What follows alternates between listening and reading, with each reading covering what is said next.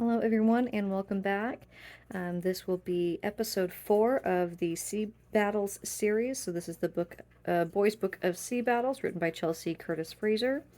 Our fourth story in here is The Burning of the Philadelphia.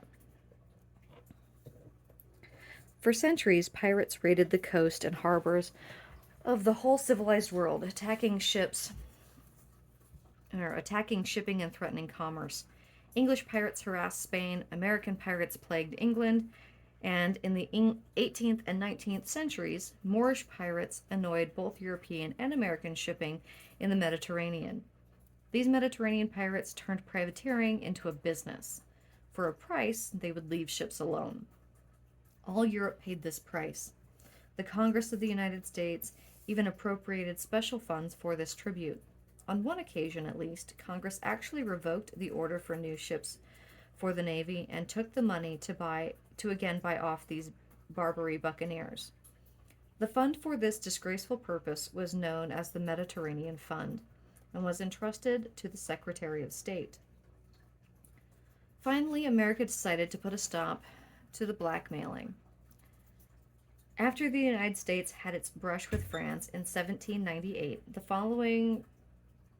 following Truxtun's brilliant victory over the French frigate L'Insurgente in the next year, it occurred to the American government that perhaps there was a more efficient way of dealing with the Barbary powers than handing thousands of dollars over to them every time they took a notion to demand it.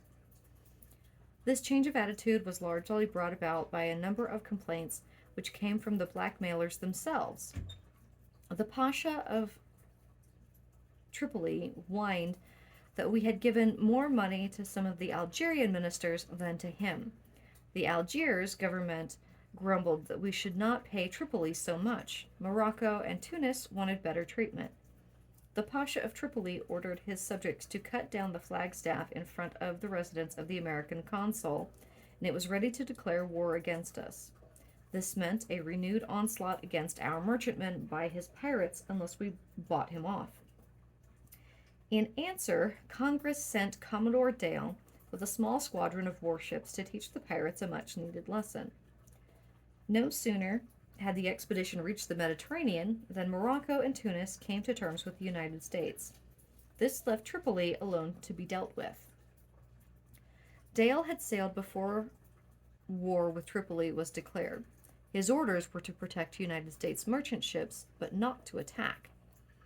But when he arrived off Tripoli, the ship Tripoli fired at him.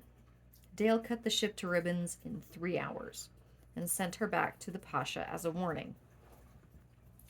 In 1803, the command of the United States fleet in the Mediterranean was taken over by Commodore Preble, who had just forced satisfaction from Morocco for an attack upon the country's merchantmen by a ship from Tangier.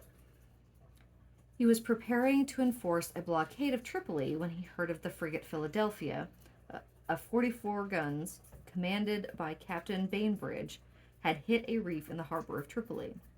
The accident occurred while she was chasing an enemy, and she had been surrounded and captured by Tripolitan gunboats.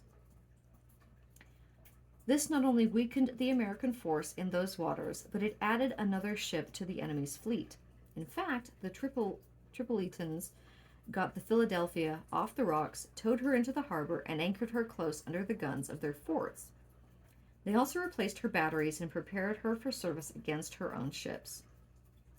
At this time, Stephen Decatur, a young lieutenant of the Enterprise, appeared before Commodore Preble and offered to go into the harbor and destroy the Philadelphia.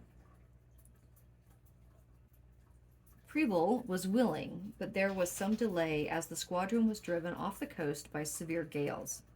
However, in January 1804, the Commodore gave Decatur the Intrepid, a small ship known as a ketch, which had recently been captured from the enemy.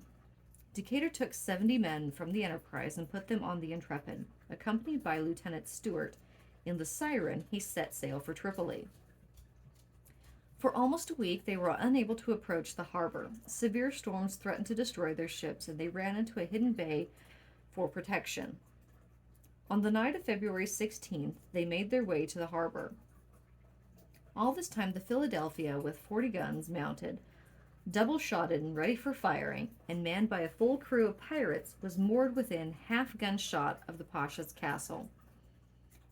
The Mole and Crown batteries, and within easy range of 10 other batteries, which mounted a total of over 100 guns. Some Tripolitan cruisers, 2 galleys, and 19 gunboats also lay between the Philadelphia and the shore. Leaving the Siren behind, Decatur took his boat into the harbor. By 7 o'clock, he was making his way between the reefs and the shoals, which formed the mouth of the harbor. With the aid of a light wind blowing inshore, the ketch bowled silently along. She went straight toward the Philadelphia. By 9:30, he was within 200 yards of the former American frigate. As they approached, Decatur stood at the helm with the pilot. Only 2 or 3 men were on deck. The rest of the crew of 75 were hidden under the bulwarks. The Intrepid drifted within 25 yards of the Philadelphia before she was hailed by the lookouts. The cry was in a foreign tongue. He answered back in English, "This is the Intrepid." "You English?" came the broken inquiry through the darkness. "We are alone," said Decatur, as though he had either not heard or had misunderstood the question. "We are in need of aid." "What wrong?" came the next call. "Our anchors have been lost in the gale. Will you let us run a warp to your ship and ride by her till morning?" Some of Decatur's men had already lowered a small boat to row to the Philadelphia. A reply that sounded very much like "You come" came from the captured frigate. Decatur leaped into the small boat, followed by a couple of his men. In a few minutes they had pulled to the big shadowy hull of the Philadelphia and made fast their line to her forechains.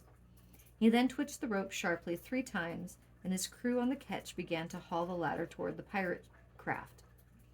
As the ship began to move, the Tripolitans realized what was happening. They ordered the small boat away, but Decatur and his men clambered up the side of the Philadelphia. The pirates huddled together on the forecastle. They didn't know that they outnumbered the Americans. Decatur waited until his men were all behind him. Then he drew his sword and ran toward the Tripolitans. There was a sharp but brief conflict. The pirates were terrified, and when some of their men fell, they jumped overboard as fast as they could. Decatur gave orders to burn the ship. A few minutes later, flames broke out in practically all parts of the frigate at once. Decatur then ordered his men to return to the Intrepid. The fire was breaking out all along the Philadelphia, and the flaming brands and sparks were already beginning to fly. Should any of these fall on the deck of the little Intrepid, she would catch fire in a moment. The Americans boarded their own ship quietly. They slashed the cables, manned the sweeps, and pulled away from the larger ship. Meantime, the waters in the vicinity had been illuminated. The escaping Intrepid stood out against the light background. An angry roar went up from Tripoli. Shore guns and ship's guns began to fire at the small boat, but the Americans were soon out of range and once more engulfed in darkness. A little later, they met with the Siren and sailed away to rejoin Commodore Fredley. All right, that was a short one for you today. Thank you so much for getting to the end of this video. As always, please like and subscribe if you enjoy listening to the stories on this channel. And we look forward to seeing you next time for episode 5. Thank you so much and have a great day.